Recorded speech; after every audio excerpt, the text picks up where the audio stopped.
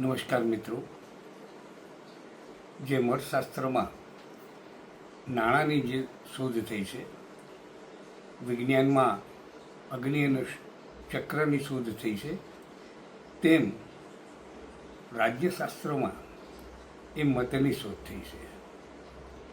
લોકો મત આપે છે અને લોકશાહી ટકી રહે છે. વર્તમાન સમયમાં એટલે કે 2026માં જ્યારે જિલ્લા પંચાયત, તાલુકા પંચાયત, નગરપાલિકા અને મહાનગરપાલિકા એમ સ્થાનિક સ્વરાજ્યની ચૂંટણીઓ આવી રહી છે.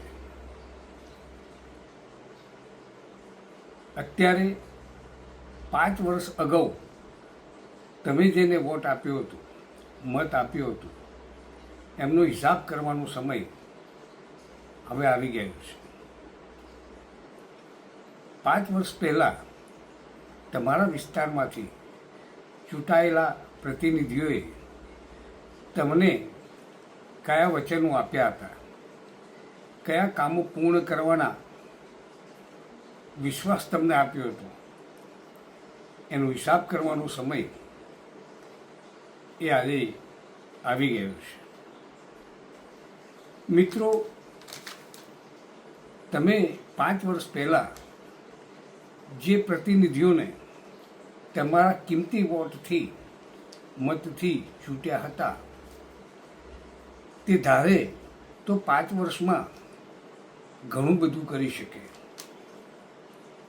એમણે જે વચનો આપ્યા હતા એ વચનો પરિપૂર્ણ કરવા માટે 5 વર્ષ એ ઘણા બધા છે.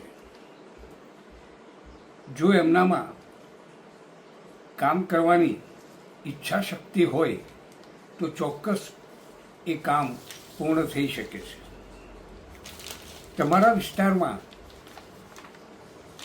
જે પ્રાથમિક જરૂરિયાતના કામ છે, એટલે કે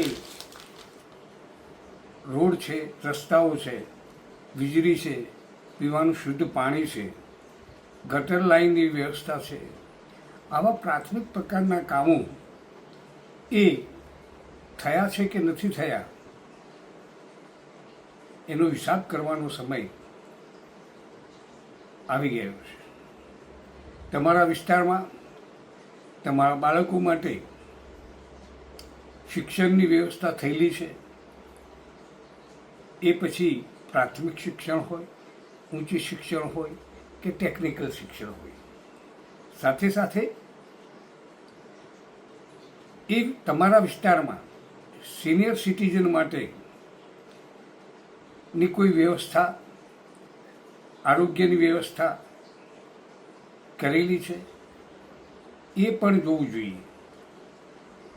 એની સાથે તમારા જે સોસાયટીઓના કે ગામના રસ્તાઓમાં પડેલા ખાડાઓ જે છે, એ ખાડાઓનું પુરાણ થયેલું છે કે નથી થયેલું.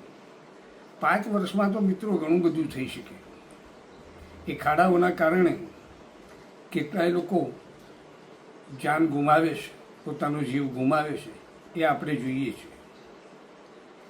એટલે સ્વાભાવિક રીતે જે પ્રાથમિક જરૂરિયાતના જે કામો જે છે એ થયા છે કે નથી થયા તો એનો હિસાબ ચોક્કસ થવો જોઈએ.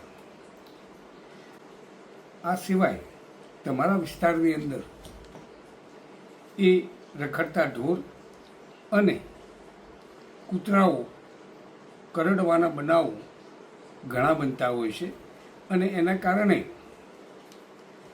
લોકો ઈજાઓ પામે છે અને મૃત્યુ પણ પામે છે. તો આ સમસ્યા માટે તમારા વિસ્તારમાં તમારા ચૂંટાયેલા પ્રતિનિધિએ શું કર્યું એનો પણ હિસાબ કરજો.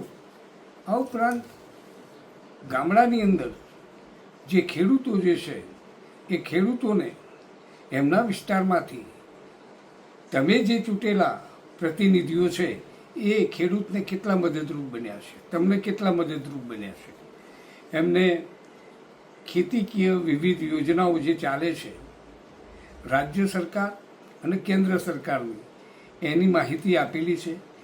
તમને એમાં પ્રત્યક્ષ કે પરોક્ષ રીતે એ મદદરૂપ બની શક્યા છે.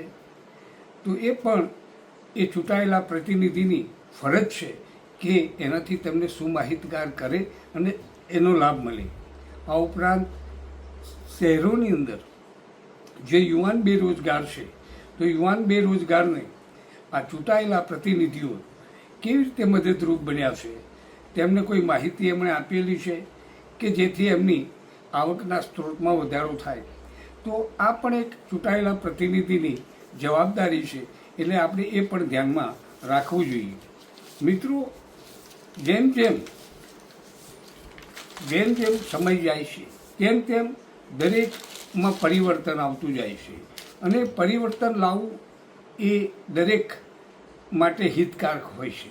તો સ્વાભાવિક રીતે જ તમારા વિસ્તારની અંદર જે પ્રતિનિધિઓ ચૂંટાયેલા છે એ પ્રતિનિધિઓને યોગ્ય રીતે તમે ઓળખો અને એ રીતે એને મતદાન કરો.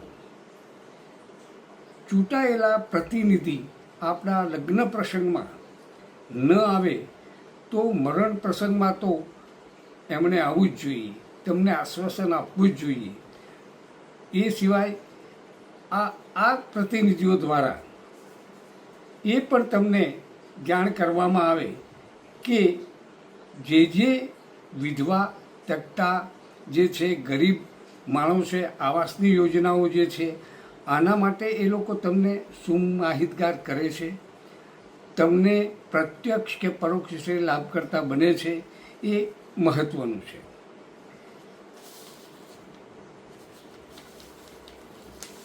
મિત્રો, તમે જાણો છો કે આપણે કેન્દ્ર સરકાર અને રાજ્ય સરકાર બંને દ્વારા કરવેરા પ્રત્યક્ષ યા પરોક્ષ રૂપમાં નગરપાલિકાઓ, મહાનગરપાલિકાઓ દ્વારા લેવામાં આવે છે.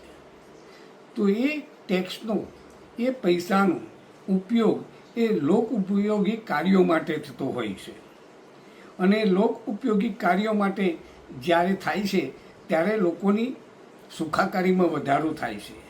પરંતુ જ્યારે વાડે જ ચીવડા ગળતી હોય અને તો વિકાસની કોઈ શક્યતા રહેતી નથી.